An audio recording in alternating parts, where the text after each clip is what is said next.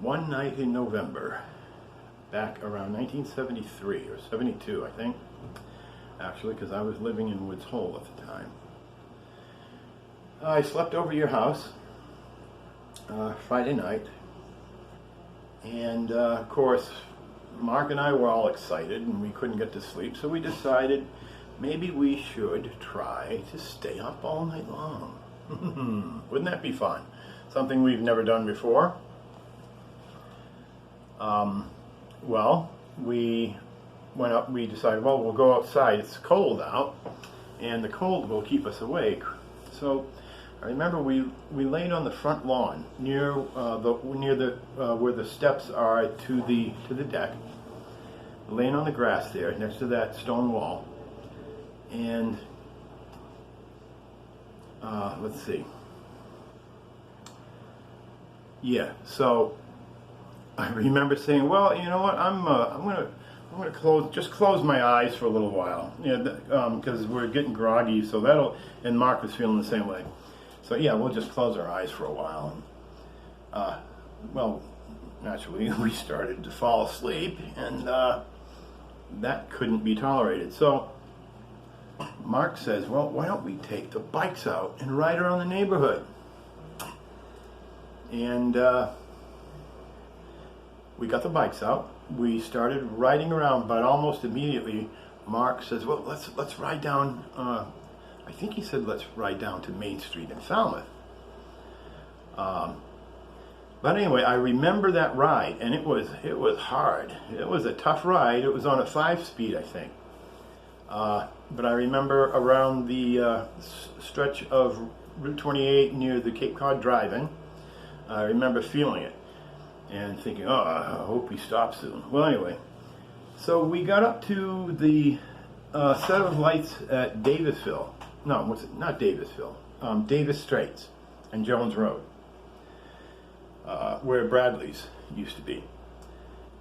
We got up there, and this was around probably, I'm going to say 2 in the morning. And we got up that far, and there was another guy on a bike. And he rode up to us, and we introduced ourselves, and he was one Miles Miranda, whom we read lots about in the paper after that incident. He was in several other incidents all by himself. But so we decided we'd ride together, and we started down from the Davis Strait traffic lights, headed toward the center of town, and he took off in some direction. We never saw him again, and he was about our age. So we got up to around the area of the library, and this police cruiser drives by, and he yells over the loudspeaker. He says, "Go home." Then he turned around and drove by again, and he says, "How old are you guys?" And we both said 17, I guess. That's about how old we were. And he said, well, there's a curfew. If you're under 18, there's a curfew. You can't be out after midnight. Well, okay. We didn't know that. But there really was a curfew. So we turned around, and we're still on Main Street, and we start riding back in the other direction, actually toward the police station. And he comes by again. This time he didn't stop, and he says, as he drives by, over the loudspeaker, "The captain wants to see you at headquarters." Okay. Well, naturally, knowing Mark and I, we're going to do the right thing. So we rode down to the police station and went inside, introduced ourselves, and we said, well, the police officer told us that the captain wanted to see us. So here we are. And we went in and saw, I don't know, a couple of officers. They took us into separate rooms, and questioned us, asked us if we were riding down, if we went down Lakeville Ave, and whether or not we smashed pumpkins on Lakeville Ave, and also sliced some people's tires. Well, we didn't do any of that, and I told him. He asked me exactly what my route was, and I told him, what we did along the way. I guess what we talked about, and where we stopped at the lights to meet Miles Miranda, and he asked us who we met, and I said Miles Miranda, who I didn't know. That's just what he said his name was. And I told him the whole story. We went and rode down to about the library, and that's when the cop drove by, and here we are. So apparently Mark told the exact same story to the other officer, and one of them comes out and says, well, both of your stories match. I guess it's all right, but we're going to call your parents. And at that point, I think my soul just dripped out of the soles of my feet. I just felt all the energy in my body drop out at my feet, because I could not tolerate a reality where my mother has to come and pick me up at the police station. Well, that's what happened. And I remember she didn't say a word, almost didn't say a word. Not a word on the way home. But when I got home, I heard some words. And then the next morning, I went to bed, and the next morning we both had marching band practice at the football field, Fuller Field, because we were in the marching band during the halftime football, at the football games. We did the halftime routines. So our mothers were not going to let us miss out on that fun.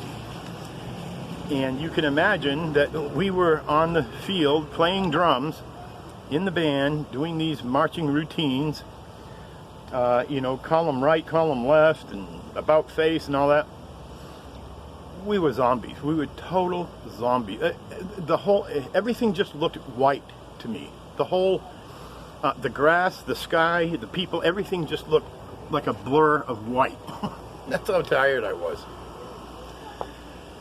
And let's see. Oh, on the way, leaving Vidal Ave, we were cold, like I said. We had been outside already for about an hour, maybe an hour and a half. So on the way into town, we stopped at the laundromat, which is in the little strip mall where Cumberland Farms was, next to Family Foods. It was a 24-hour laundry, and it was open. So we went inside, and oh man, let me tell you, it was beautiful. It was like a sauna in there. It was so nice and warm.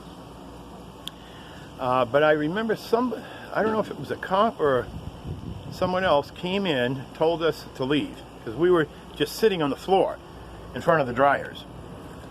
That was the part I missed before. But that definitely, that stands out. We were so warm, and we hated to have to leave so early, because we had only spent maybe 10 to 15 minutes inside the laundromat. So then from there, we left and continued on our journey to Falmouth, Main Street, Falmouth. And I remember Mark telling me that my mother, my natural mother, really laid into Mom. And I hated to hear that. I knew that's what my mother would do. And she did. But I was really upset with her about that for a long time. And I said, well, Mark's mother made a comment to Mark, something like, or to Dale Holmes, oh, well, boys will be boys. It was a rational argument, but not from my mother. I told her that. I told her, oh, Mark's mother said boys will be boys, and she bullshit, man, blah, blah, blah, blah, blah, blah. That was my mom. And that's the story. That's about it. Tschüss.